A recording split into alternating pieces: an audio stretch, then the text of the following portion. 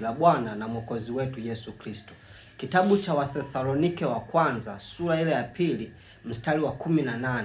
Mtume Paulo anasema hivi: kwa hiyo tulitaka kuja kwenu, naam, mimi Paulo, mara ya kwanza na mara ya pili, na shetani akatuzuia. Huyu ni mtume Paulo anawaandikia huu waraka wa Thesalonike, anawaambia mimi Paulo na timu yangu tulitaka kuja kwenu nyinyi wa Thesalonike, lakini shetani akatuzuia tusiweze kuja.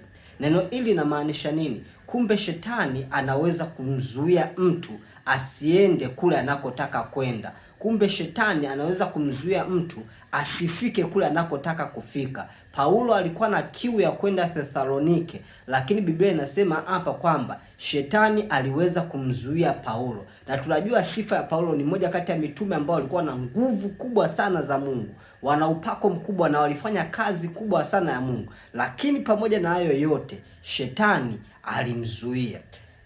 Ili neno litufundishe nini? Kumbe shetani anaweza kumzuia mtu yoyote. Unaweza ukawa unataka kuenda kwenye ndoa, shetani akakuzuia usiipate ndoa. Unaweza ukawa unataka kunyanyuka kiuchumi, shetani anaweza kukuzuia usinyanyuke kiuchumi. Unaweza ukawa unataka kupata labda nafasi nzuri, shetani au ya kazi, shetani anaweza kukuzuia usipate hiyo nafasi ya kazi. Unaweza ukawa kuna sehemu unataka ufike kwenye hatima yako, shetani anaweza kukuzuia usiweze kufika kule unakotaka kufika. Nini cha kufanya? Biblia inasema hivi: mkaribieni Mungu, mpingeni shetani, naye atawakimbia. Kwa hiyo njia mojawapo ya kuweza kumpinga shetani ni vile tunavyomkaribia sana Mungu, tunavyozidi kuwa karibu sana na Mungu, na tunavyoweza kumpinga shetani kwa namna mbalimbali za kuwa karibu na Mungu, kumtafuta Mungu, kuomba, kusoma neno la Mungu, kuishi maisha masafi. Hiyo ni njia mojawapo inayoweza kukusaidia wewe kumpinga au kumzuia shetani,